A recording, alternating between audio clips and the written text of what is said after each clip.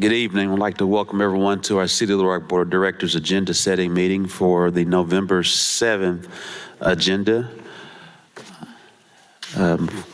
Welcome everyone here today. We have a presentation. First, I want to ask that State Representatives Tippy McCullough and Senator Clark Tucker, if you would both please come before.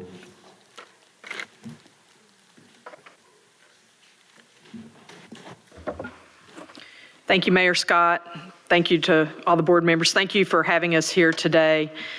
We talked out in the hall a while ago, and we wish this wasn't the reason that we are here today, but it's important, and we feel very strongly about it. So we want to be here today to make some presentations to Siobhan. In the House of Representatives, we do citations. Some of them are celebration citations, commemorating certain milestones or something like this. We also have memorial citations. And I was talking to Senator Tucker a while ago. I don't give these out just all the time, because I think sometimes it dilutes it a little bit if you're constantly giving these out and everything. So that's another reason I want you to know this is special. This doesn't happen all the time, but it certainly will deserve this time. Some of the things the citation says: in memoriam to Bruce Moore, longest serving city manager. A lot of these things we already know because we've been hearing. We already knew a lot of them, but we've also been hearing about them the last week or so.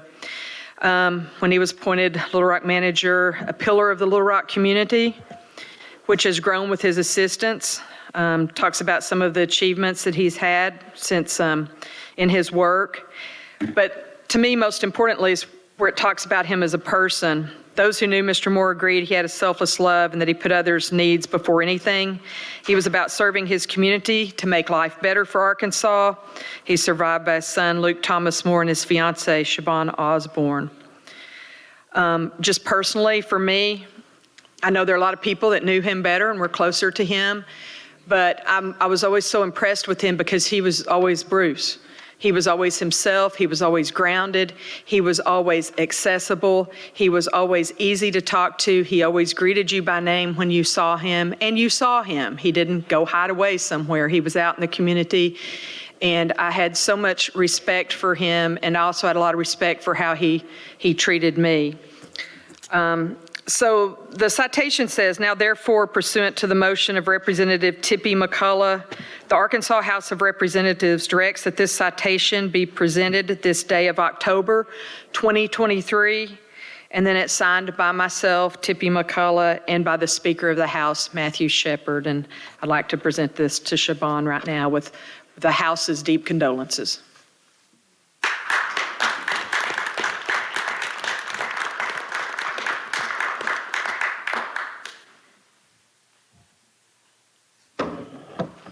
Thank you, Mr. Mayor and members of the board. It is an honor always to be before you, although as Representative McCullough said, I wish it were for a very different reason today. I have a citation also from the entire Arkansas State Senate in honor of Bruce, and it includes much the same information that Tippy mentioned, including his long tenure as a city manager for the city of Little Rock, the longest in city history, and I have to believe among the longest serving in the history of the United States. His professional accomplishments, which were many. One accomplishment that is not listed on the citation is that in the mid-90s, he had a punk teenager as an intern named Clark Tucker. And he was the first boss that I ever had when I interned for Mayor Daley in the mid-90s. And I remember very clearly my first day at work, and I called him Mr. Moore, and he told me to call him Bruce. He did it in a friendly way, but I could tell that he meant business. He was not going to hear me call him Mr. Moore. And I called him Bruce ever since, and he's been a mentor to me for over 25 years since that time, a real friend. But he was not that way only to me. That's the way he was to everybody. And without repeating the information that we already know, I just want to mention a couple of anecdotes that I've learned since his passing. One friend of mine said that he had a property zoning issue at his house that he was having trouble with and concerned with the city. And one evening about 5 o'clock, he heard a knock on the door, and there was the city manager for the city of Little Rock at his door to talk to him about it. And I think that's just exemplary of the level of service that Bruce provided to every person who lives in this city. And then another story I heard from a friend of mine who has served as both a public defender and a prosecuting attorney. And she told me that early in her days as a lawyer, there was a client, a frequent client, who came into the criminal court who was a homeless person, an unhoused person in Little Rock. And then one day he just stopped coming. And several years later, this friend of mine was walking through the city, through the downtown of the city, and saw this man. And she said, "What happened?" And he said, "I was just on the street one day and a man walked by. And he asked me for my story. And I started to tell him, and he said, 'Let me take you to dinner.' And he went out and bought him dinner. And then this man gave this unhoused person a job. And that person's life was changed forever. And of course, the person who took him to dinner and gave him a job was Bruce Moore. And his heart for service and for other people was unmatched. And that's why there's no one more deserving of a citation from the Arkansas Senate than Bruce Moore, my dear friend, who I loved for the last 25 years. And I'm honored to present this today to Siobhan.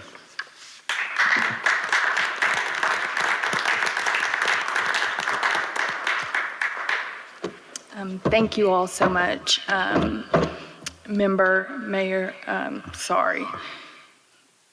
members of the board, thank you all for your kindness and for your continued prayers. Bruce loved this city, and I loved him. So I want to thank you all for your recognition for the city's thoughts and prayers and kind words during this difficult time. Please keep us in your thoughts and prayers. And yeah, thank you so much.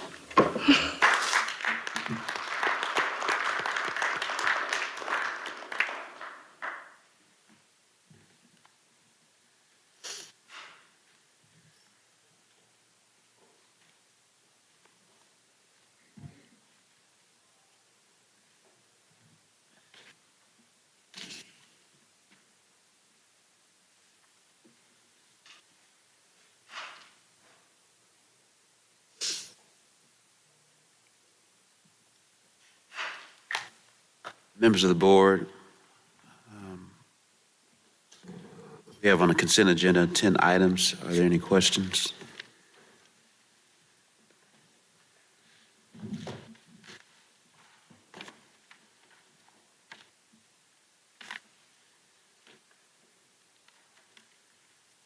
Seeing none, any questions on item 11?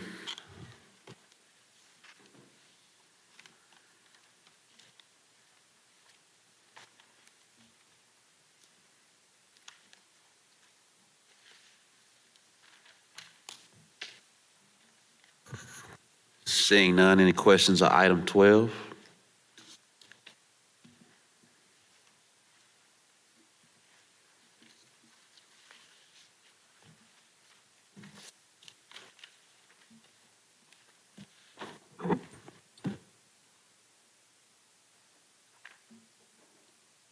Director Miller? I'm sorry, Mayor. I did want to ask about item number 8. There wasn't a board communication with that. I was just curious about it. Item number 8. Yeah, resolution number 8. It was usually a board communication and went along with that. There wasn't one on this, or at least I didn't see one. This is we've been doing this now the last several years, and the price just increased with the amount of work that they're doing. But this is something that Directors Peck and Webb brought to us years ago. It's a prevention, intervention, treatment program. Is that what this is? I believe some of that funding, some of this funding is coming from Public Works,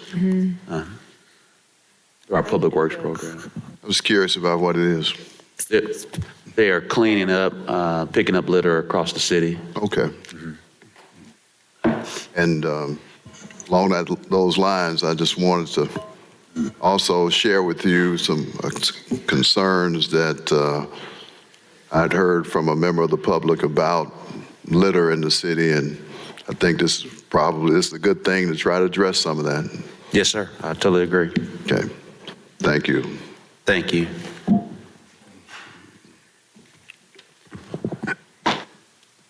Director Phillips. Yes, sir, Mayor. Thank you, Mayor. This is related to number 10. This is kind of not to the substance of it, but I would request that when we're amending resolutions, and I don't know who this actually goes to, but if we amend the, hold on, let me make sure I'm looking at this correctly.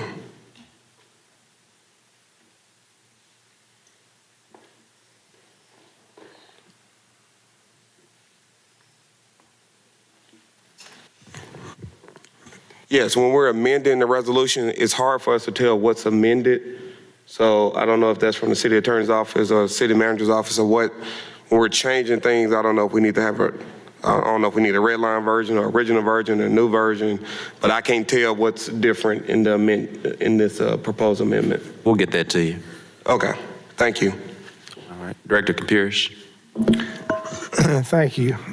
On ordinance number 11, could you get either the municipal league or whoever is in our finance department now to give us a 5-year tally of money we've put into the league and how much money they've paid out, the cost benefits analysis, if you will, of what we've done with the league? Yes, and we did look into your request, and I think you remember Mr. Moore shared that it's hard to compare apples to apples with the League Defense Fund.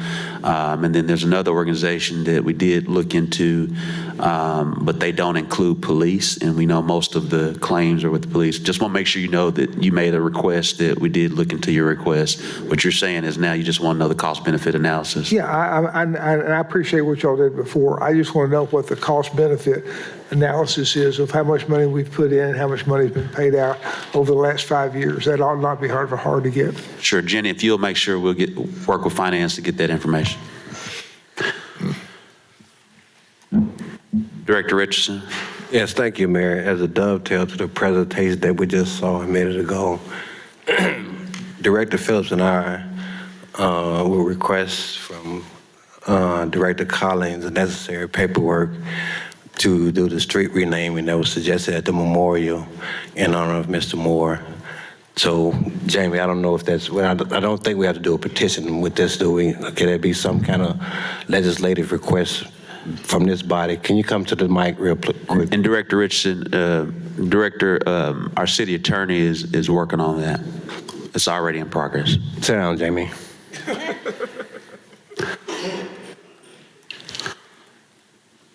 Thank you, Mayor. Thank you. Director Pierce, is your hand still up? No, I'm sorry. I didn't put it down. All right. Any questions on item number 13?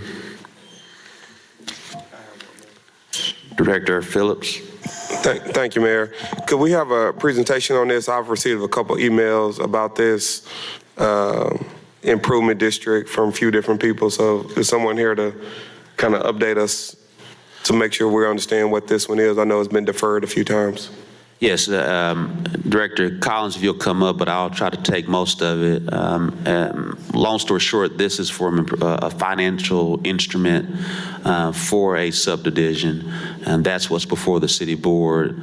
Some of the issues or concerns are related to planning and zoning as it relates to those things.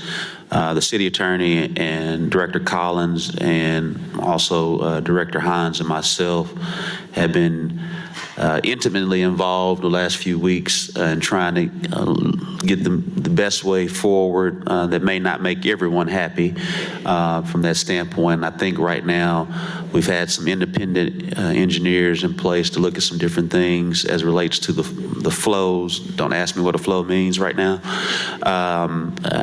From an engineering standpoint, we think we have a set of flows that most of everyone, if not everyone, agrees with, but that does create some downstream ripple effects that may create some disagreement and agreement. But at this point in time, from a legal standpoint, we need to take this up under action, and then the Director Collins and the city attorney, myself, and Director Hines are working through the other details. As my grandfather would say, cuss and discuss to get to a resolution. That about right, Jamie? Yes, sir. That summarizes it pretty well. Sit back down, Jamie. Director Hines, would that summarize? You want to add any color to it, or is that? No, I think it covers, as long as the city attorney and the other parties involved are all happy with the resolution, we should be able to pass this thing. I think, And I think we haven't had any. we haven't had any comments. objections that I've heard of since we got all that stuff resolved last week, so. Yeah, and the emails I received probably were before these additional conversations, but I did receive a couple, so I just wanted to make sure that our constituents know that we understand what we're going to be voting on next week and action has been taken. So thank you, Mayor. Thank you. And again, Director Collins and Director Hines. members of the board, this is the financial instrument, but everything else is being worked on with the city attorney and Director Collins and the other folks who are involved. All right.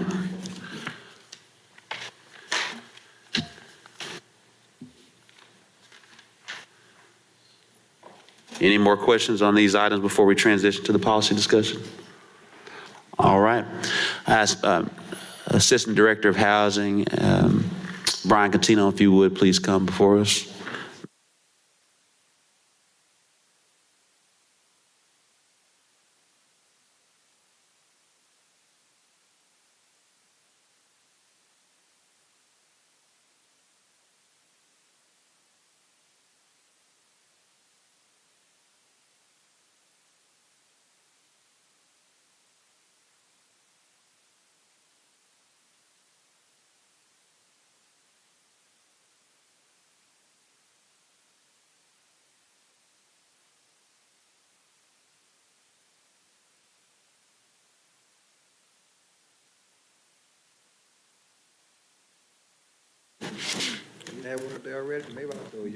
We're coming back up. Thank you. Brian, first and foremost, I want to give big ups to City Director Phillips, who's been discussing this particular issue for quite some time, bringing together folks today to discuss renters' rights. I think we do know the state has a very liberal landlord-tenant law for landlords and not necessarily for renters within the state of Arkansas. And Director Phillips has been wanting to figure out what the city can do more of. This conversation is to kind of look into what is and what could be and potential resolution or solutions moving forward. Brian? Thank you, Mayor and members of the board. Brian, if you'll speak up. Is the mic not on? So, excuse me. Thank you, Mayor, members of the board. So what I'm going to talk about today is housing and neighborhood programs role in the rental inspection process. It's handled by our code enforcement division, and we have 5 dedicated officers to our rental team. The rental inspections are a requirement that's outlined in Chapter 8, Article 9 of the Little Rock Municipal Code. The rental inspection ordinance requires that all rental units located in the city be inspected systematically to ensure that the units are in compliance with the housing code. And the housing code requirements can be found in the International Property Maintenance Code, which is what the city has adopted from the International Code Council. So when our officers are out at an inspection, they are looking for life safety and non-life safety violations at a property. Life safety infractions are violations that can cause harm to an individual. These violations are required to be corrected within 7 days when the tenant or the owner receives the notice, or in a shorter time fashion depending on how serious the violation is. And that's why I said a shorter time frame can be required if it is necessary.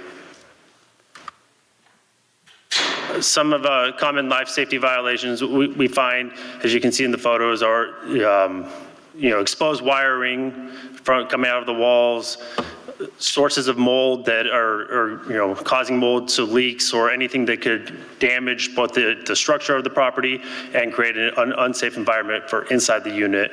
And then we have a hot water heater that's not properly vented, not properly strapped. These are issues that need to be addressed and that can cause potential safety hazards for tenants. We also are looking for the non-life safety infraction violations, and these are ones that don't pose any dangers to the tenants. These violations have to be corrected within a 30-day time frame once they receive the correction letter from our officers. Common non-life safety violations are, holes in the wall, tiles coming up off the floor, broken door frames, cracked windows. Those are the types of violations that our officers are looking for.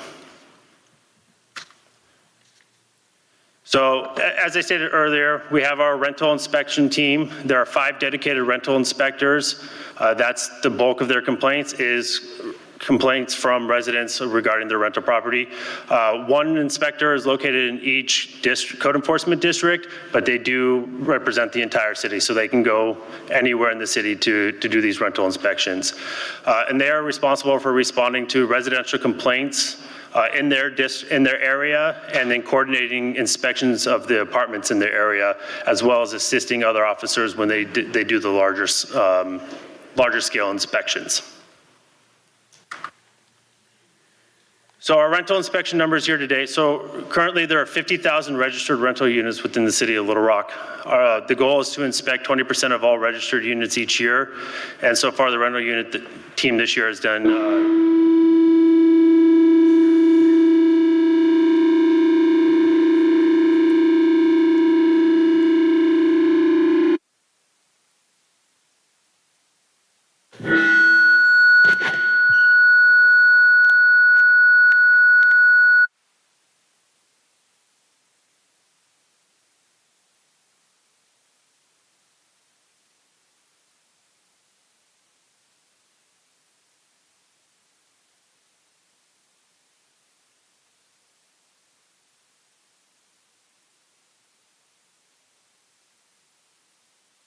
reports to be completed at the conclusion of the inspection.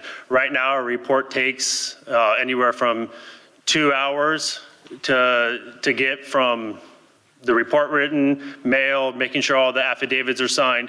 So we're looking so we can just hand it right there to the property owner.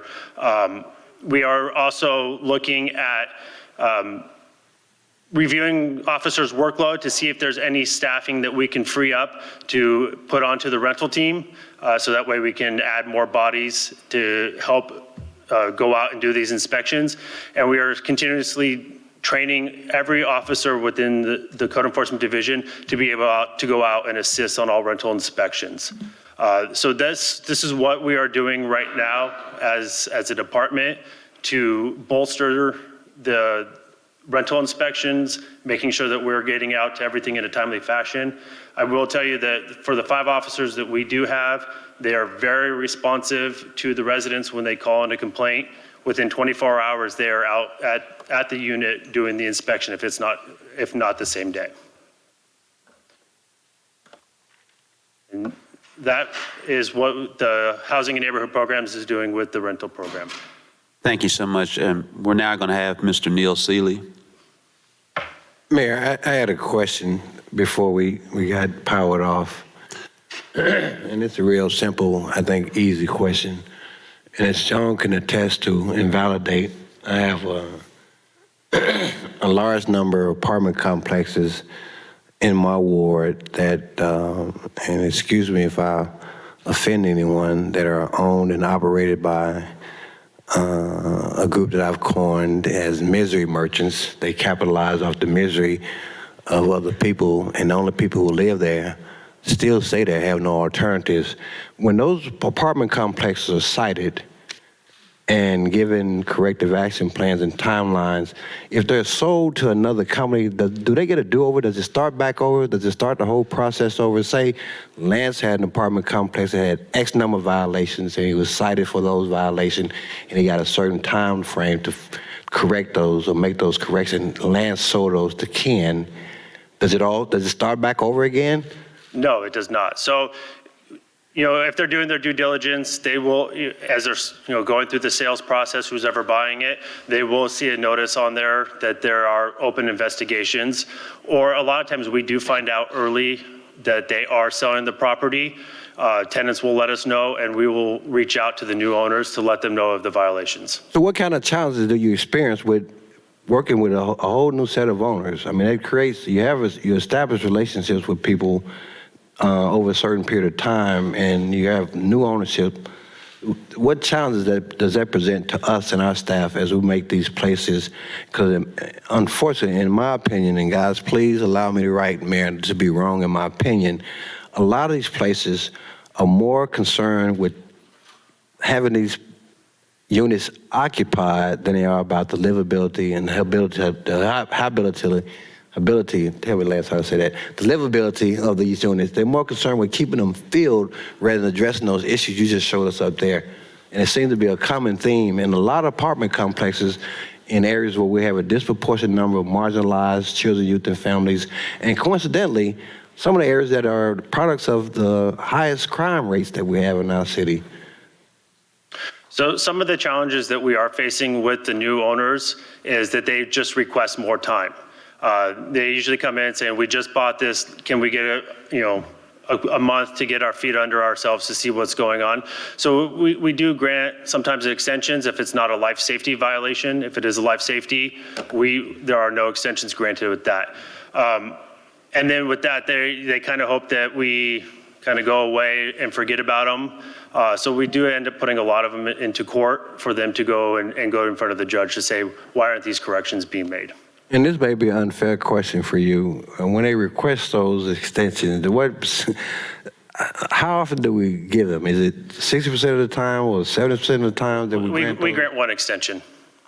Pardon me? We grant one extension. No, but how often do we do that? I guess is what I'm saying. I'm trying to, It I'm varies. frustrated with putting my words together. I couldn't tell you an exact number of how many extensions we grant, but we do try to work with the property owners as they're moving in and coming in and trying to get these corrected.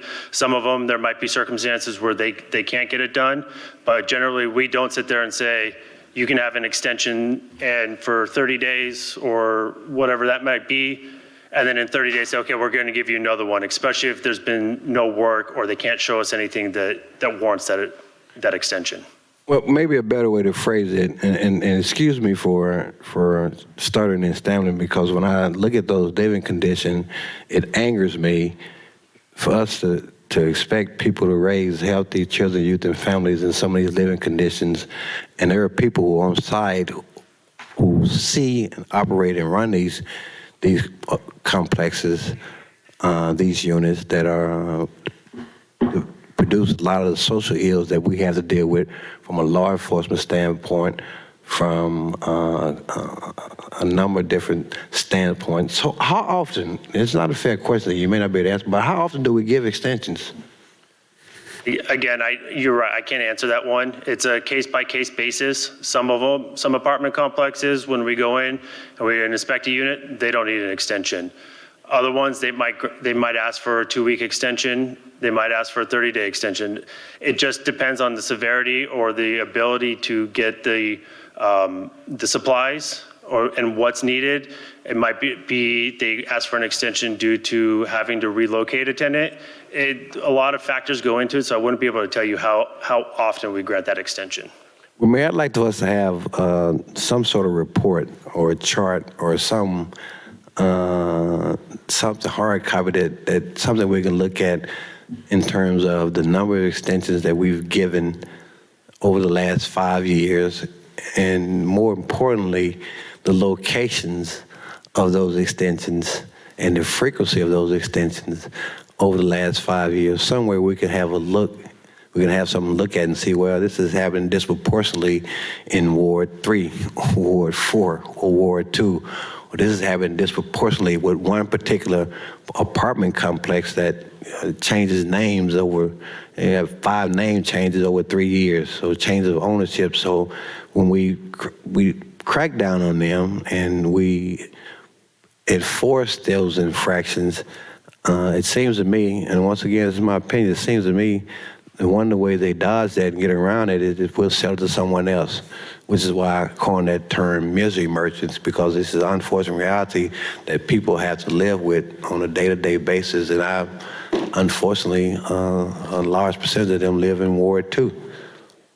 And Yes, sir. We'll, Brian, if you'll work with our our data team, and we'll get that prepared, just kind of level set on expectation. I know that may take some time, Director Richardson, so we'll get about a few weeks and we'll get that to you. Yes, sir. We'll set it up online as well. Thank you. Mr. Neil Seeley. I'm sorry, Director Adcock.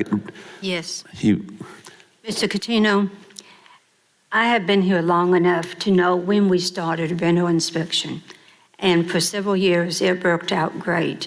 But in the last few years, I don't think we ever have done systematic rental inspection. And with 5 officers, I don't see how you can. Until we get serious about wanting to make changes, 5 officers is not going to be able to handle it. Director Richardson was referring to the one on 65th Street. They change their names about every time I go to the grocery store. We did Big Country. If we had a true systematic, there would not be a Big Country. There would not be a place on 65th Street that is still being allowed. And yes, the majority of them are in Ward 2, and I live in Ward 2, so I see them. Even this last summer, we had one in Ward 5, I believe, that we had no air conditioning for several days for people. A lot of them are elderly, a lot of them are disabled. So I want to see us to get back to a systematic, but I want us to understand that we're not going to do it with 5 officers. Do you have any idea, to make a true systematic, how many officers are you going to need? To make it a true systematic, we'll probably need 7 to 9 officers. And we need to understand, either quit talking about systematic or be able to pay for what we need to make it a true systematic.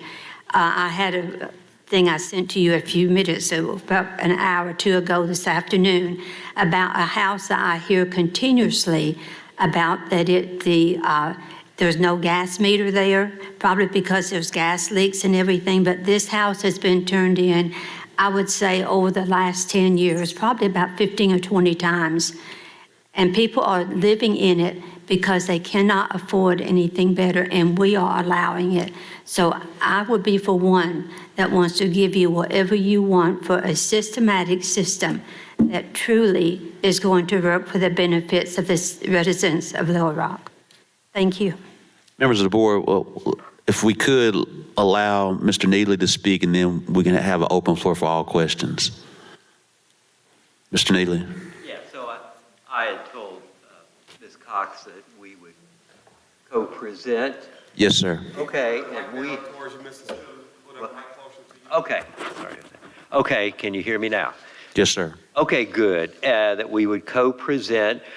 We have put together a list of some ideas that the city should take up. As you know, housing prices are rising, the fees charged. Members of the board, we'll get this list to you. Yeah, the fees charged to tenants are increasing, and we have a habitability crisis in complexes in every ward. So I'm going to turn it over to Crystal to go through our first couple of recommendations. Hi, Mayor. Hi, everybody. I'm coming to y'all today. I am an organizer for Arkansas Community Organizations, and my name is Crystal Alexander Berry. I have been working with residents from Big Country, Officer Arms, West Bridge, and complexes in the Southwest area. Number 1 and 2 on our agenda are very critical and should be enforced. Officer Arms had a score of 80. I'm not understanding how they received a score that high with the conditions of the steps falling and different things, mold and different things that happen out there. We also sent the picture to the city mayor. In 2022, my son almost died from an asthma attack in the Officer Arm complex. We reported numerous times that it was mold from leaks, and I think that was the second leak out there. We also got flooded out Christmas Eve 2022. The management didn't help us at all. They didn't help us with relocating. We asked them, could we relocate to another apartment? They didn't help us with that. They didn't give us any type of help. Far as, helping with the hotel, they never fixed the issue. We had to leave out and relocate because the carpet had mold in it, and we kept getting sick with headaches and migraines, and my kids kept having like asthma attacks and different stuff like that. So we had to relocate because the problem never got taken care of. And I just feel like this is very serious. I work in this field and I also experienced it. And I just hope that y'all can do something to help the people. I was able to get out, but there's a lot that's not able to get out. Thank you. And so first I want to commend Directors Adcock and Richardson for their comments. We need a real systematic rental inspection program, and we're going to need to increase staff and training. And we gave the board that recommendation in 2018. So I included in my when I emailed our list, also just our habitability study that was released in 2018 on complexes in Little Rock and our eviction report. We think that also excluded from rental inspection were project-based Section 8 complexes like Auxora Arms. Yes, they are inspected by HUD, but the scores are notoriously high for notoriously bad conditions. And so we need to figure out a way to get their reports and then do some inspection. We need a big inspection team. Some other recommendations, we have a group in Fayetteville. They recently proposed and passed an ordinance that every time a landlord registers with the city or pays the business fee, they need to indicate whether they take Section 8 vouchers. Why is that important? The lists that tenants get are way out of date, and this is a way to keep those lists current and also work with MHA. We know they're having a lot of problems, and so we hope we can overcome that and that the city and MHA can have a better working relationship. But put it on the website, make it easy for tenants to access. Same with inspection reports in general. Make them easy for people to access so that they know what they're getting into when they're looking for an apartment.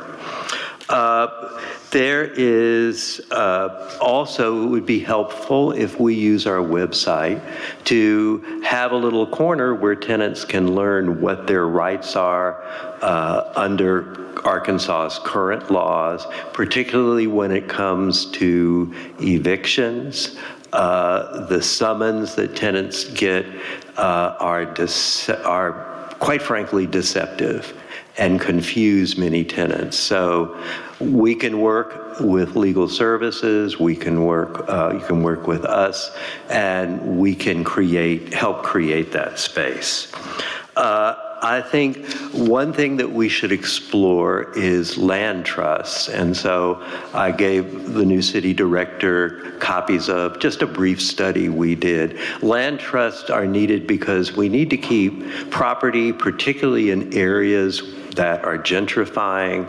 We need to protect some property from the market. And I know that goes against many people's beliefs about the economy, but we need to keep some land that is affordable. And so we would love to dialogue and try to work this out with you all. And I think that we need to figure out a way to get some significant funding through the city for affordable housing.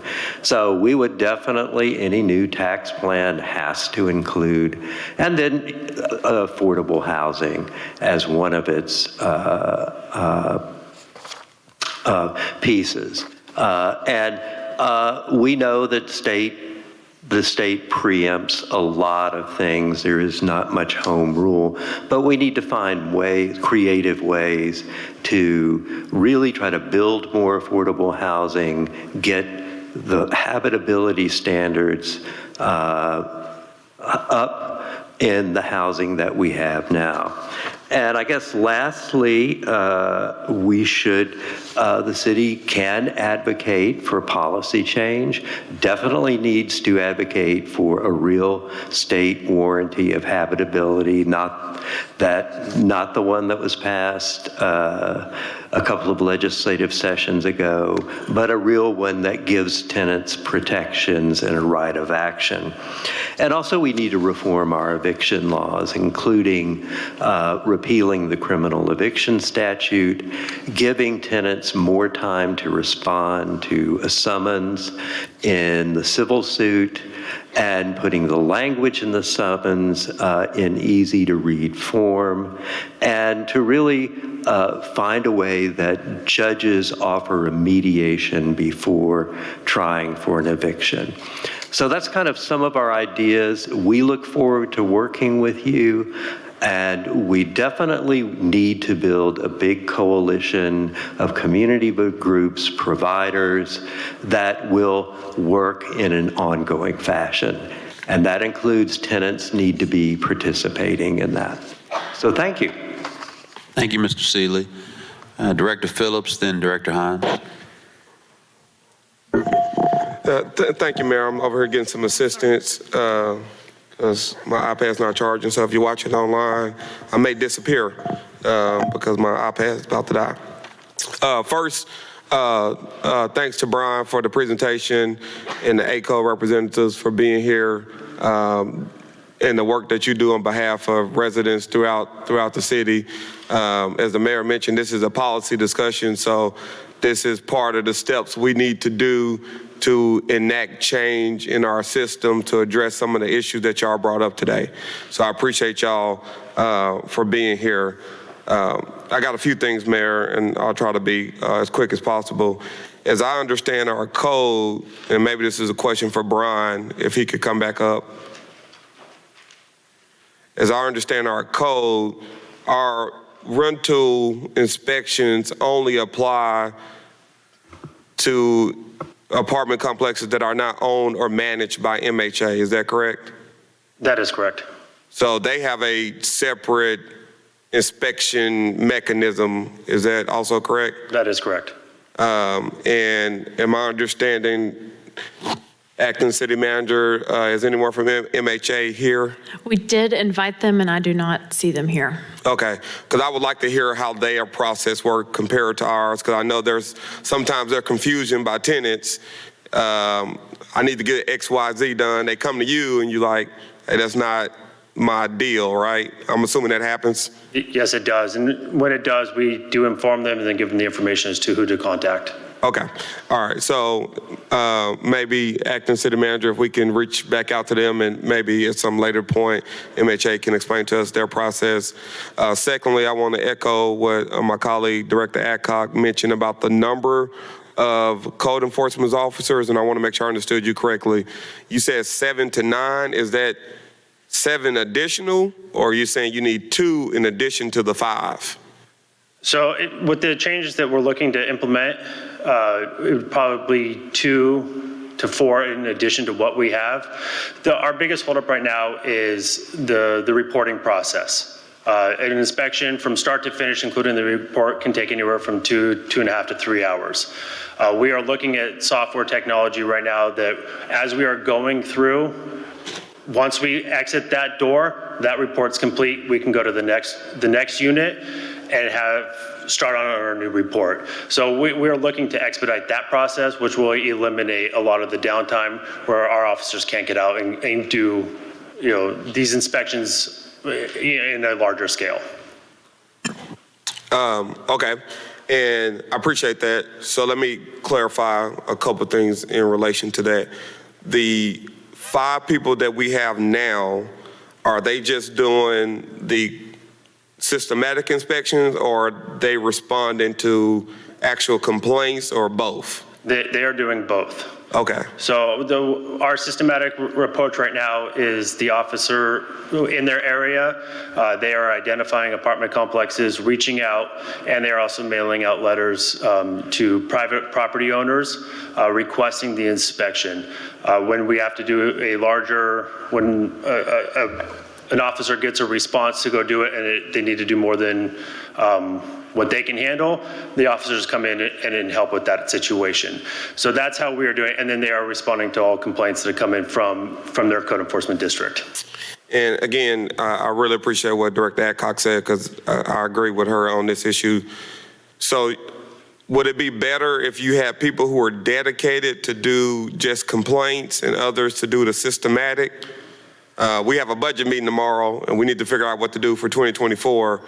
And if there's opportunity for me to advocate for more code enforcement officers so we can protect our renters better, I want to be able to do that tomorrow. I believe always, if you have people that can be dedicated to one aspect of that, it would be better. But at the same time, if we don't get that, we still have processes in place and we have plans for the future to make it so that we can achieve what we need to do. Okay. And then you mentioned some of the technology. I understand, and I don't know if the renters know this, but you can make a rental inspection request through 311, correct? That is correct. You can do it through 311, or you can call Housing and Neighborhood Programs, and we'll get you set up with an inspector. And do you know do you know if there's a way for tenants to know that they can use 311, or how are we informing them of that option? When they do call in, we always let them know they can use 311 in the future if they have any future complaints. But we always broadcast it out, and then we do the PSAs letting people know if they have renters issues, they can file the complaint through 311 online, through the app, or call our office. Understood.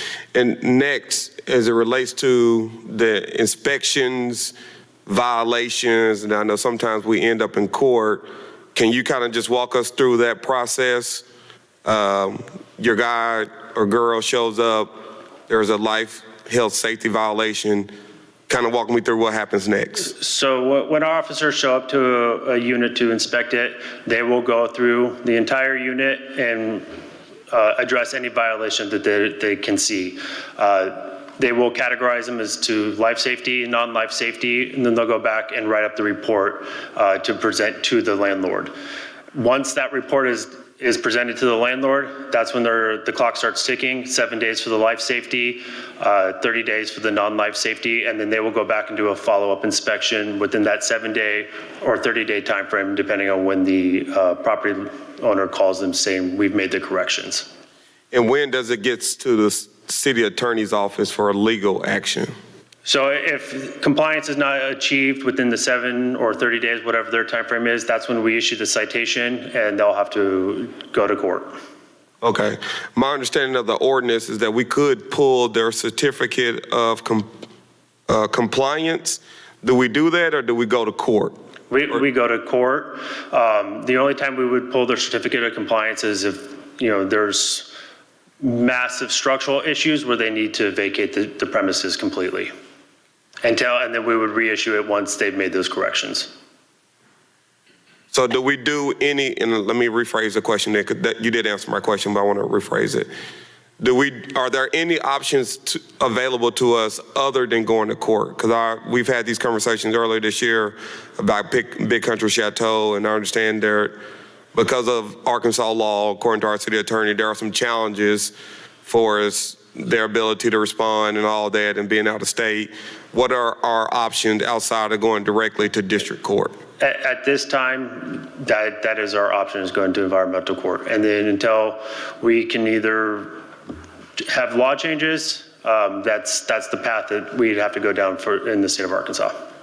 Okay, and I think this board, we have the ability to change laws. So I would request, and I don't know if y'all have this, but if there are other tools that you wish you had, and if you said, hey, Antoine, instead of going to court, I wish we could do A, B, or C, I would request that you share that with us, and then we can consider whether we need to add that to the ordinance to give you more tools in your tool belt to more effectively protect our tenants if the landlord is not being responsive to the violations and the citations. Absolutely, I can get you a list of that. Okay, thank you for that, Brian. Mayor, I guess the other thing I wanted to mention, tomorrow during the budget meeting, based on what Brian said, I'll just say this publicly to the mayor and to the board now. I think there is a need for us to give them more resources. I'm sure every department need more resources, and we got to make those decisions tomorrow. But I want to be on record saying that I am supportive of giving them additional officers in the budget to address some of these issues that we heard tonight, where things happen at Exora Arms about mold. And maybe we did go through the process. Maybe that's an MHA property. I know there's a lot of contingencies, but it sounds like we need more manpower to address these issues. So I want to be on record saying I'm supportive of that. And that's all I have at this time, Mayor. Thank you. Thank you, Director Phillips. Director Hines, then Director Pierce, and then Director Miller. I guess this is a question for Brian. Let's come back up. I'm sorry to keep you down there. So as I was kind of going through ACO's stuff that Neil sent over and some of the lists, there seems to be conflation and two issues going on with our inspection issues. We've got MHA properties who you've just said are the sole responsibility of MHA through their HUD inspections to do. What about, and Neil brought up the Section 8 vouchers. Who is responsible for inspecting those facilities? Is that us or MHA or both entities? Neil, come to the microphone, Neil. No, what we want to see included these are privately owned complexes, but they have a contract with HUD, and they're known as project-based Section 8. So Exora Arms is owned by some folks in Detroit. They have a contract with HUD. Some of the units are subsidized, some are not. Westbridge, which is, quite frankly, folks, now a complete disaster. We had a tenant where a beam fell on her head and she has a fractured skull. Some of their units were project-based Section 8. Their owner is in, guess where, New Jersey. So the people that own Big Country own Terrace Green, that's project-based Section 8, and another one in so they're different. Vouchers are what the Housing Authority gives or HUD gives for, and it's mobile. Here, the affordability stays with the unit. And Neil, hang on a second. Yeah. So my question is, when we've got these project-based Section 8 vouchers, who's doing the inspections? Does HUD initially go out and inspect the properties for them to be able to get under the voucher program? And then do they not? It seems like, one, we want to make sure we're not duplicating inspection services.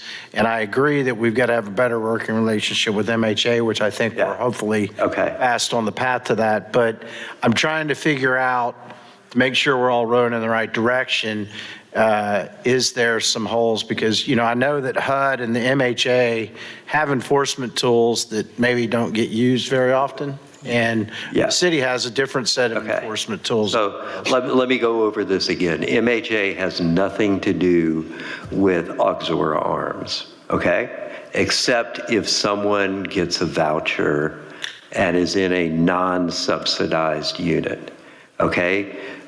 Who has to do with it is the owner out of Detroit and the regional HUD. Yes, there are teams of inspectors.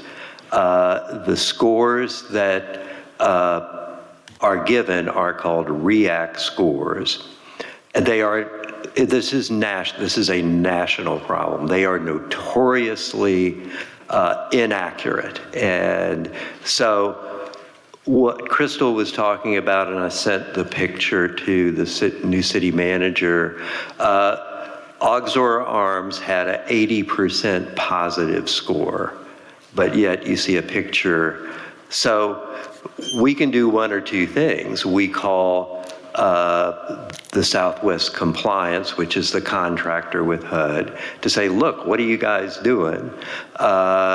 We are getting complaints out of this. Or we can be part of the rental inspection program. I think it should be part, but we need to be in touch with all of these entities. So MHA, yeah, you will now have a relationship, but we need to get, if we're going to do this, we need to be talking to the folks in Fort Worth and the contractor with the folks in Fort Worth.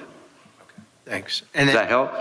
Yeah, it's helping. Then I guess the question, I don't know if this is for the city attorney's office, or do we cross jurisdictions, or do we ultimately have jurisdiction over all these rental properties? I guess is the question. Maybe Brian can answer. Who has ultimate jurisdiction when have we been hands off with MHA properties because they have their own, or do we? Yes, we actually have jurisdiction? We've been hands off with MHA properties because they do have their own rental or their own inspection team. As to who has jurisdiction, ultimate jurisdiction, I cannot answer that. That would be a question for the city attorney.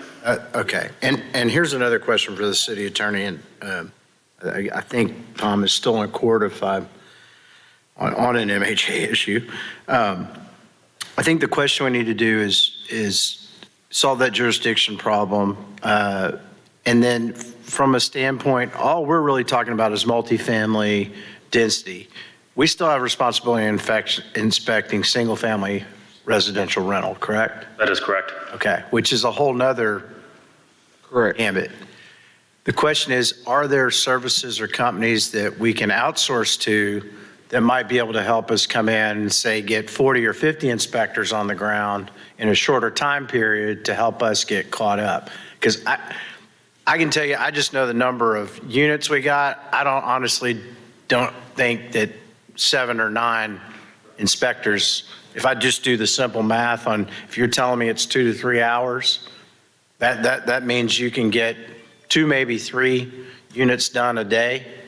And the other question I had is, when you guys go to something like a multifamily complex, are you doing randomized inspections, or are you guys going into every unit, or, when we're doing our systemic? Because most of the time when you go into a big unit, you're doing a randomized deal. You're going to pick apartments at random, that type of stuff. So, there's a lot of stuff going on why I think we got some structural, tactical issues on how we're doing our rental program. Because I can tell you, just doing the simple math, and we've got thousands of rental units in the city, I don't see how just a couple of, 2 to 4 people are going to get us over the hump. And I understand, and that's, when I said that number, it was with the intention of having the new software, which would allow us to literally complete the inspection and walk to the next one and start a new report. The 2 to 3 hours right now is because our reporting process takes a large amount of time. Okay. If we go to the new software, what's the estimate on being able to? With that, it would be easier for every officer to use. You could go out and do an entire complex in a day and have the reports completed. Okay. All right. And as in relation to some of your other questions, when we do go out to large complexes, yes, we are picking and choosing, unless it's a part of a crime prevention where we will go through, such as Big Country Chateau, where we went through and did every single unit. But we do pick and choose about 20% of the units that are on site. Okay. Thank you. Director Compiers, then Director Miller. Sorry, I was taking care of my day job. I was interested in what Neil was saying. How many, and Joan probably knows this completely, how many lots do we have that we could build housing on in the city? In the land bank? Well, The question, I guess you're asking two different questions. You're asking how many vacant lots do we have in the city? how many lots does the city have that we could go in and build affordable housing on? Land bank. You're talking about land bank properties. Not many of them. We're getting close to being out of the lots right now. But Director Miller knows, he's a liaison. think we probably have about 57. I don't know how many of those are buildable, though. And that, I don't want to get into your time, but I was curious as to what's the difference in a land bank and a land trust. There appears to be some difference in that. And so, you know, we have a land bank, but Neil talked about a land trust, and I want to know what the difference is. That's the reason I was asking, where is the difference and how do we capitalize? And Virgil, you know that. Tell me about it, because they educate me, because I'm pretty dumb on that. I'm not sure what Neil was making reference to as a land trust, but it may be a more aggressive. We just asked him. Well, I thought he was walking up to the mic. I think he was asking. At your orders, sir. Yeah, so there is a difference. So I think the land bank, my understanding, and you all know more about the land bank, is that you're acquiring land and it's part of a bank, and then you sell it to someone who wants to develop on it. Is that my understanding, more or less, right? Yes, an affordable house. Yeah. So a land trust is land that is held for a long time and kept outside of the market. So if many of you were not around, I think Virgil was, when Acorn had a housing program. So one of the things that was very controversial is that we would rehab a house. The land would stay in a community trust. The person would take out a mortgage, and then, but the mortgage was for the house. So people lose maybe some of the value, but the history shows that if that person decided to move out, or sell once they got done buying the house, they would be able to sell the house but not the land. The land would remain permanently in that trust so that that land is affordable. So if you can imagine, the city of Vienna, Austria, has most of its housing land owned by the city of Vienna. And so housing is therefore a little more affordable. You know, you're still dealing with developers and the market, but the land will stay and will not necessarily, there will be some rise, but it will be protected, basically. And so one of the things that we've talked about, Virgil, is the area South Main. It's obviously gentrifying. So it would be great to hold back some land somewhere and to make sure that that's going to be affordable for families who maybe get 15-hour, you know, the head of the household has a $15 an hour job or less. So that's the point of it, is to keep land in a trust that is held. And often community groups like the old Acorn can do that. So that's basically the difference. There's certainly there's no land or lots that the city owns in that area that you're talking about. Exactly. And exactly. That's owned by, private individuals that have a market price on that. And so what you're making reference to is that the city would go out and buy the land at the market? Well, no, you have to look, you probably wouldn't want to buy that because it'll cost a lot, right? Right. So, but the land that the city currently acquires is people have not paid the taxes and it's gone to the land commissioner, right? Yes, so the land that we have in the land bank, we get that land pretty much the way you're talking about now, or someone donates the land to us, and we have that, and we are asking for that land to be developed into some type of affordable house.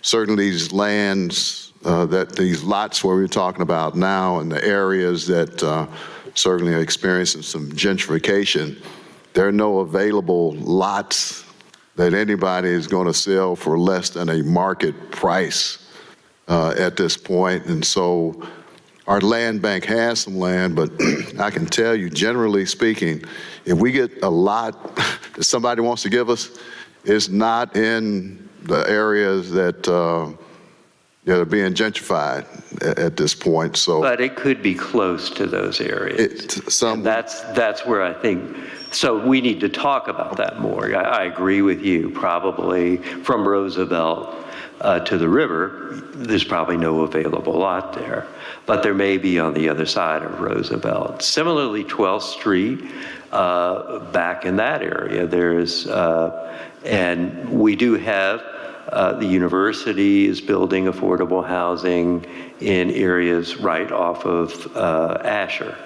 So I think we have to get it where we can get it, basically.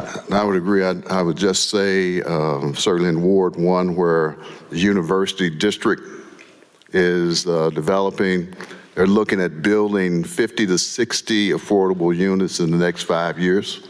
Which is good. They have that, and so I think we're attacking that, certainly in that area. The area that, that South Main, Soma Petaway area, that's going to probably be a little more challenging because there's no lots there. And I can tell you that developers are buying lots south of Roosevelt right now, and certainly along 12th Street. So I think we have a chance to empower some of these community development corporations and work with them. I think the city is doing that. And I know Director Howard is working with the university district and working with some of our community housing development organizations, our CHOTOs, to try to do that. But I would certainly like to visit with you more about the trust itself. Okay. Because that's why we're here. Okay? So yeah, we should talk more. You gonna let Dean Capiris talk now? I'm sorry, Dean. I know I'm next. Director. That's what I mean, can I ask another question? Director Capiris. To go into Lance's point, when we do inspections, when we look at the apartments, non-HUD apartments in town, do we rank them as far as vulnerability to the residents? Is there a group of apartments that you can go and inspect 5 apartments and, you pretty well know everything's going to be okay versus ones that you need to do more? Brian? And after Brian, we'll go to No. Director Miller? No, we do I not thought you were rate come back to the you. apartment complexes. Well, if Back to you. one way, we are really, and I appreciate Antoine looking into this, but, our state law pretty well hamstrings us. And it seems like one way, from what I learned from the mayor before, if you look at daycare centers, there's an agency that comes through and rates daycare centers as A, B, or C. And if you're looking for a place to go, you can say, I want to be in an A daycare center, not a C daycare center. And one way of getting around saying who's got a good apartment complex or bad is if you developed a system that said, this list of apartments, after some period of time, and honestly looking at them, are apartments we think are great. And we're going to expect these apartments, but we're not going to go through every unit every time. And here's a list of B apartments that we're going to scrutinize more, and here's a list of C apartments that we're going to really scrutinize a lot because this is where our problem is. If you have that list, if you had that out, and if it's legal, and I guess it's legal to do that, then you're telling renters where they should be looking, and you're also putting pressure on land or apartment owners who are not doing well if their list is in there. And it's a way of saying to them, if you don't boost your rating, you're going to be in trouble. And it's just, I don't know if that's ever been done before, but it's just a different way of doing it. I'm kind of like Lance. It's going to be hard to have 2 more people and inspect the number of units that we have to inspect But if you're trying to say to people, improve your apartments, and you're on that lower tier list, then you're that you need to improve. And just looking to see and ask Tom's office if it's legal and how you could do that. We'll definitely look into that option. All right, Director Miller's your hand still up? Yes. Brian, you may want to get back to the mic. I'm sorry. I don't want to get ahead of the budget discussion tomorrow, but I might with this question because, again, we're having a presentation from departments. What's in your budget for the number of code inspectors that you have? Is Director Howard still on? Was he on earlier? Was. Yes, I'm on. I mean, so what is in your budget for the number of code officers that we're going to hear about tomorrow? Current number, go ahead, Brian. Okay. So currently we have in our budget for 5 officers. And out of those 5, some will be dedicated to the rental inspection team. The others will help fill in some areas and shrink areas to put more eyes and concentration in districts that need to be more heavily enforced with people going up and down the streets every single day. Okay, well, I see what you have in your budget. I'm certainly going to be supportive, like Director Phillips has said, and Director Adcock, for more code enforcement personnel, just based on what you have, what you're going to present to us tomorrow, which is 5. I think I'm certainly going to be more supportive of that. I don't know what the number is. You're going to have to share that with us. And also what's in your budget for the software that you're talking about. Is that in your budget that you're going to present to us tomorrow, the software that you're talking about? No, that's not currently in our budget, but we do have the finances to purchase that currently. Okay, so that's certainly something I'm going to be supportive of also. And this may be for Neil, because we talk about affordable housing. If somebody works at McDonald's, they make $15 an hour. That's only about $32,000 a year, a little over 32. So what is the definition of affordable housing? Neil, are you still there? I hate to. I'm still here. So if someone's working full-time, what type of affordability are you talking about? What price of a house that they can get for $32,000 a year if they're working full-time at McDonald's? So are you talking about purchasing a house? Yes. Okay. We're primarily right now interested, yes, we think home ownership is good, but in building affordable housing that people can rent. Okay, we're talking about rental units. Okay. So if someone was making $32,000 a year, you would just divide that by a third. And so affordable housing can also come with a subsidy too. There are all kinds of definitions, but generally it's said that you would pay only a third of your income for housing. But we know that many families pay more and still make ends meet.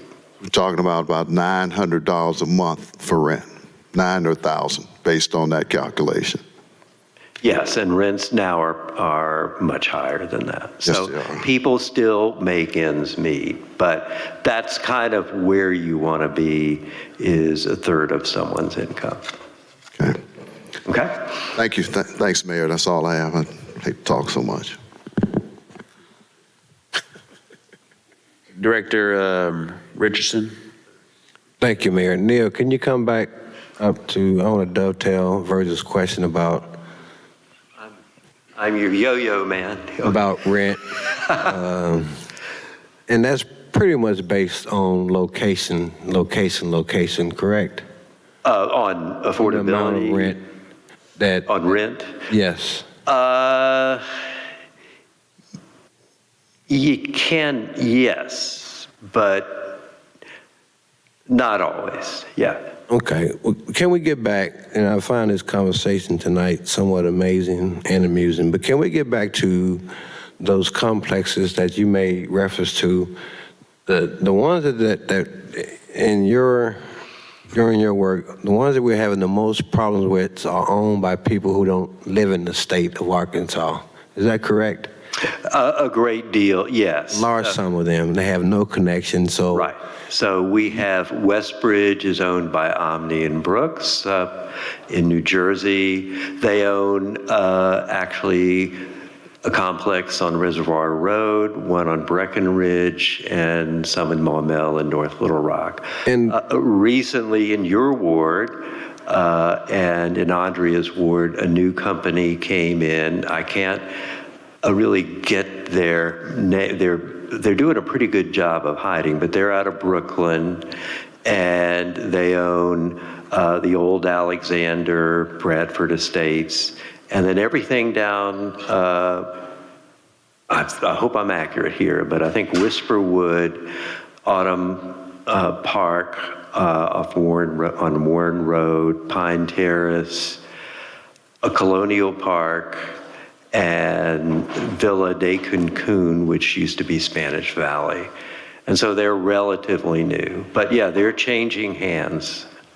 And Spanish Valley used to be Butler Street, and does the company that Adam Glick works for, do they still own apartments here? I know you and I spent some time out there working with them based on some of the complaints, and I remember one summer. Oh, Glickman, yeah. Glickman, yes. Yeah. No, he sold them. So he got out about 3 years ago, 2 or 3 years ago. But that was the time when we were turning up heat on him. Yeah, exactly. So he had a lot of that stuff. And the media in particular. I want to thank the media, because the media, you would agree, helped us put the heat on him. Yeah, exactly. And a lot of those complexes that are owned by people who have no connection, and I won't say no concern, but no connection to the state or the people here, are more concerned with filling those units than they are about the livability of those units. Right. You would agree with me on that, would you not? I would totally agree with you on that. And you would remember one of the units that Glickman owned that we were mating with a young lady, and it was so hot.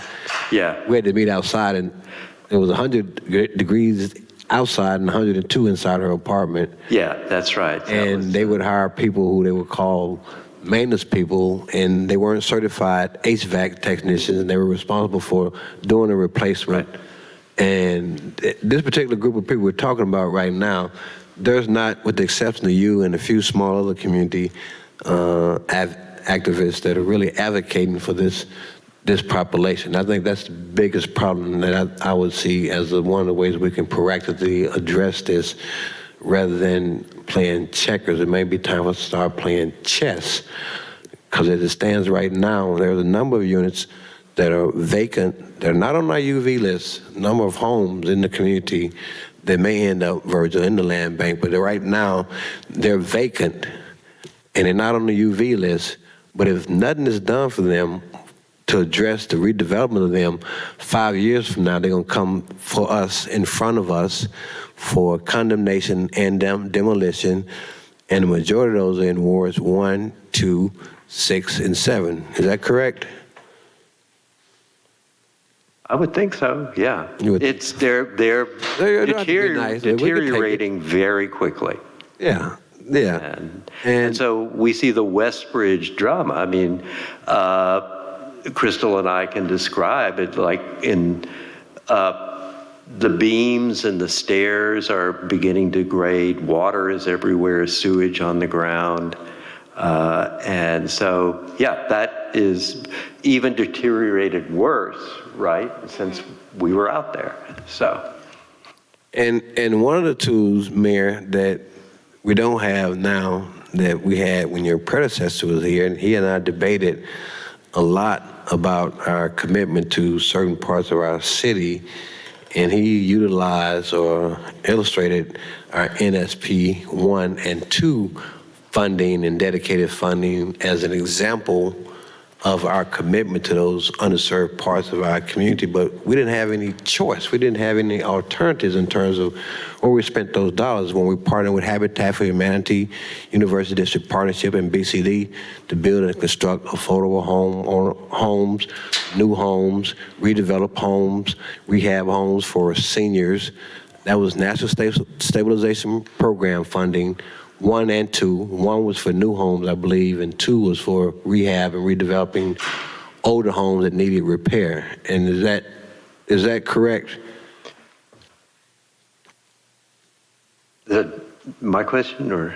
The NSP 1 and 2 money. We couldn't spend that north of 630, I guess is my question. Right, it was, We had to spend it south of 630. Yeah, south of 630. Yeah.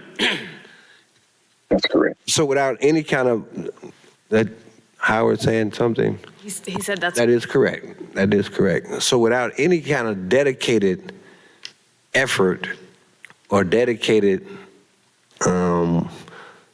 strong-willed, dedicated commitment, we could be having this conversation 5 years from now in a reactionary mode, as I see we're doing right now. And I think the unfortunate reality, I think someone mentioned it, the people that live in these places right now, they're living there because they don't have enough money to go anywhere else. Exactly. They don't have any choice. Would you agree with me on that? Yep, that's exactly right. And I would just point out, I guess I have a certain love for a certain country in South America called Brazil. They're a developing country. Be careful now. But the new government there is committed to building 1 million units of affordable housing. And so I think this country needs to do that, and we as a community need to be working on that. And this is my last question, Mayor, and Neil, you don't have to answer this right now, but you did a wonderful presentation. I thank you and Brian for your presentation, but I would like for you to send to us a summary of how we can better assist you in your advocacy work that you're doing and the on-the-ground, street-level work that you guys are doing daily to address these issues that we're talking about right now. Because a lot of us sitting up here have never been inside these units, have never talked to the people who live there. We may have talked to some of the people who own them and manage them, but we've never had conversations. We've never walked in their footsteps and actually seen what we're talking about. Right. So if there's any way you can tell us how we can help you better address these needs in a more proactive way, I would, turn it off, Dean, I would really appreciate that. I think that this is it's a challenging issue. Virgil, I think you're going to hear unfairly a lot of people thinking that because Vice Chancellor Tom Butler committed funding to help us with our 12th Street corridor revitalization, that UMS has interest in gentrifying that area. That is not correct. And you're going to hear that from people who live in that area. That is not correct. UMS commitment to the 12th Street revitalization project was to help us improve the living conditions of the people who live in those areas. So, and I'm telling you that right now as one who went to them to get the funding and one who worked with them as them being part of our steering committee and our community group, they have no interest in gentrifying that area. They have interest in helping us help the people who live there improve that area and making it more livable. And I don't think it's coincidental, Neil, that these places that we're talking about, you and I visited with them, ownership, management, tenants, it's no coincidence, gang, that these places just coincidentally happen to be the places where we have the most social ills in our city and a lot of the criminal activity that are going on in our community. Yep. I don't think that's an accident. I think they're interrelated, and we need to address that, especially since we say every year our number one priority is public safety. And I've said it to the tune of a broken record. Public safety is bigger than more police officers. We can't police our way out of these issues. We have to build communities. When I did gang intervention work, Mayor, the places where we saw the heaviest gang activity and the most crime were places where we saw the weakest sense of community, the weakest communities. And I think we need to look at it from that perspective as well as the other suggestions that was made around the table. And Mayor, I'm through with that because I don't want to get out of control up here. To piggyback off of that, my Piggyback. question, Director Lewis, we got to keep everybody in order. Director Adcox next, then Yes. Director Phillips, Passion over here, Mayor. Deal with it. and then Director Lewis. If we want to look at a land trust, we have the perfect place in Ward 6 for it. We have 6 lots altogether in Ward 6. They have no infrastructure in them. We've had several developers look at them, but they can't afford them because they have no infrastructure. So if we want to look at a land trust, that would be a perfect place to try one. We have 46 lots in the land bank, and several of those can be built upon. Yes, some of them are just partial lots and everything, but we have 46 lots in our land bank. But I want to tell you, the apartment complexes are in poor shape, bad shape, that most of us in this room would not live in one. But if you really want to see poverty, go to the mobile home parks. In Little Rock, we have 29 mobile home parks, and 25 of them are in Ward 2 and a couple in Ward 7. We have lots of mobile homes that need to be demolished. They are just sitting there. Nobody should have to live in one. I took Christopher on a tour of 3 that we have ready to be demolished, and we have no funds to demolish them. And yet we have children living in mobile homes right across a path that we would not want a child to live in. Seeing these mobile homes at night, they're full with sexual activities and with homeless people. So we do have lots of problems in our our housing stock in this city, and it is time that we address it. Thank you. All right, Director Phillips, then Director Lewis. I would defer to Director Lewis, since her item seems to be more relevant to what we're already talking about. thank you. Director Lewis. I'm just piggybacking off of what he is saying on walking the apartments. I still think about Big Country and how bad it is.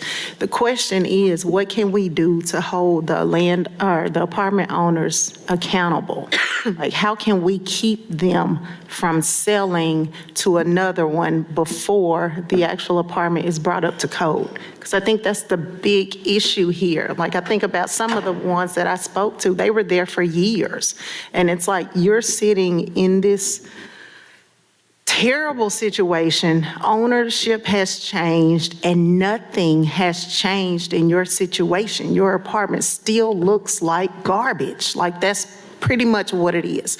Sewer flooded, floors, holes, the roach, the list can go on. So what I'm saying is, how do we keep ownership from changing hands when the apartments are in such bad shape? What can we do? I think this board is well aware, and I think Brian shared, short of environmental court and that pathway, those are due to our state's very, very, very liberal landlord-tenant laws. As Mr. Neal Seeley has shared, the only way that we can really see the substantive change is a coalition to change that at the state level. In the meantime, what we have to do is continue to do the inspections and go through the process of working with the environmental court, which takes a lot of tedious time to get that done. And then just continue to pay attention. Unfortunately, that's not, that's just the facts of the matter. I do think the more we do from an enforcement, that helps, but then you go through the judicial process. All right, Director Phillips. Thank you, Mayor, because I'm going to jump all over the place. And this is a response to Director Hines. I had someone reach out to me that confirmed that those HUD properties or the Section 8 voucher holders are inspected by HUD officials, so still outside the city. So I think you were on to a great point, Director Hines, that we need to make sure what we're talking about. And it's my understanding that those properties that are MHA owned or Section 8 through HUD are inspected by someone other than the city of Little Rock. That was just shared with me. Couple other things, I'll add this to the city attorney's office. If you can add this to the list of things to look in. Mr. Sealy mentioned what I think are pretty straightforward things. Whether we can require the apartment owners of a certain size to have a list of whether their apartments take Section 8. We need to look into that. And I don't know if I think this is a city attorney issue, what the tenants' bill of rights are here in the city in light of Arkansas law and in light of what we are allowed by our ordinance. Can we list 5, 6, 7 things that tenants should be aware of that they're entitled to, one, and have access to as well? So like we were talking about with 311, here, if you need an inspection, you can use it here. As a tenant, whatever else that is listed in our ordinance, maybe we can make a list of things that can be approved by the board and then shared later.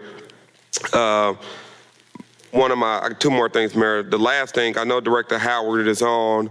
I didn't know if he had anything he wanted to add to this discourse. Are you still there, Director Howard? Yes, sir, I am. We've been talking a lot. Anything from your point of view that we should be aware of? Yes, sir. I just want to say a few things. I'm not going to speak too long because there was a lot said tonight. Definitely like to thank the mayor and members of the board and you for bringing this situation up, because it is the issue across the city. One thing that I've seen, I've been at the city for almost 14 years now, and I've been in housing for that long. One thing I've seen is the population has grown throughout the city. We've had more units developed throughout the city, but staffing hadn't changed throughout the city. And so one of the things in our situation, as far as the code enforcement division under me, when you have a shortage of number of officers that we have, for me, I think the number is higher. I think Director Hines talked about it. You talked about it. And Director Miller may have talked about it. I know Director Adcock has talked about it. We have a shortage of rental inspectors. When we do a big rental inspection of a rental apartment complex, we have to take other officers from different areas just to inspect that complex. We take about 20 to 25 officers to inspect that complex to get it done within a week's amount of time. As Brian stated, we have reports we have to do. We have to give notices. We have to do citations, and then we have to go back and re-inspect those units. So 10 officers is not going to get us to where we are currently right now with the number of units we have across the city. Of course, we're dealing with registered units. The other issue we have is we have an ordinance that's currently in place that's asking the actual building code official to make a report, run a report to the city manager. That needs to be amended. That, of course, Antoine, we talked about that. Director Phillips, we talked about that. We have to educate the actual tenants that are in these units, because a lot of times when I speak to these tenants, when I get the call, hey, I'm scared to talk to my landlord. I'm scared to say anything because either I'm going to be evicted or they're not going to fix things. So we have to find ways to educate those tenants that are in those units, that are going into those units, so they'll know what to do next. Of course, we'll do PSAs on our part as far as to educate them more. But then also we have to make sure that we retain our officers that are in place, that are code enforcement officers, and plus the rental team to add to that too as well. That's all I'm going to say right now. I know we have budget meeting tomorrow. If there's any questions, I'll answer those tomorrow. I don't want to hold the meeting up. Thank you. Thank you, Director Howard. Two other things real quick, Mayor. As it relates to the software that Brian was discussing, I don't know if it's for Brian or Director Howard. It sounds like that software is going to be very helpful to you guys. Can we go ahead and get it, or why don't we have it yet? Excuse me. Yes, the software is going to be very helpful because it's going to eliminate having to go back to write reports. So as Director Howard stated, when we go out 25 officers, that's 25 reports that are going to be completed like that. The reason we haven't gotten it yet is we're still researching to determine what software is the best for us. We do have a meeting tomorrow with the company, so we're hoping by the end of November to have something in place for our officers to start using. Okay, perfect. That's great to hear. Because I heard you say that we don't have it yet. I just wanted to make sure we're actively trying to get this. We are moving forward to select the right company. Okay, perfect. And last thing, this in just response to Director Compeers, I like the idea. I don't know how practical it is to kind of grade while we're doing the inspections. But even if it's in your example, a C level apartment, there are going to be some people in our city that can only afford the C level apartment, even if it's not the cream of the crop. So I think it's still important for us to have the inspection and the enforcement mechanism. So even if you the lower of the 3 levels, that we're still making sure that the people who are living there are being protected to the best way we can protect them. So I just wanted to share that. Mayor, I think Director Compeers wants to respond. Director Compeers. You and I are saying the same thing. If you're a C person, a C apartment, then you're going to get more intensive scrutiny, which means, so if you're the A group, if you're a new apartment built someplace, you probably don't need to inspect that very often. If you're a C group, like the ones we've had, that's where the emphasis ought to go. We could have 1,000 inspectors right now, and this is, obviously we're not going to have 1,000 of anything, but you could have all the inspectors you want, but if you just dole them out uniformly among the other ones, you're wasting a lot of time seeing apartments that don't need it.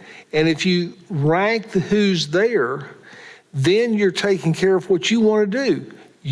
What your whole purpose is, I think, is to take care of people who don't have the money to get into a quality apartment and take care of the people that are in an apartment that has marked deficiencies. If you categorize those, my thought is, as I listen to y'all, and I'm being educated, is that the people who own an apartment there, if you're in that group, you're going to get more scrutiny, and it puts the onus on you to start trying to make it better, and it also concentrates our resources where you want it in people who need it. Yep, we're saying the same thing. Yeah. Thank you, Director Compeers. That's all I have, Mayor. Director Richardson, your hand still up? Yes, real quickly, Mayor. Mr. Howard would certainly, Neil, would you agree with Mr. Howard's assessment that a lot of these tenants are afraid to complain out of fear of retaliation? That's why we don't get the numbers that we should be getting with respect to the living condition. Would you agree with Kevin's statement about that? Yeah, that's definitely true, and there's nothing in state law that protects them. And you've experienced that. I've worked with you. We've been out there, and a lot of times right. people are afraid to complain or raise these issues because they're fearful of retaliation or some kind of repercussion from owners and management, which is a big problem, because we need to be prepared if we open that gate, that doorway, to really addressing this in a real, meaningful, substantive way, not a perfunctory, symbolic way. We got to get ready to roll our sleeves up and do some work. Would you agree with me on that? Yes. And the second point, Mayor, is just for the attorney's office. Is there anything that prohibits these apartment complexes from being included in our CAP program, our criminal abatement program, since we have so much criminal activity that emanates from these facilities? Are they prohibited from being in our CAP program? We'll have to get that answer to you. Did you say something, Director Lord?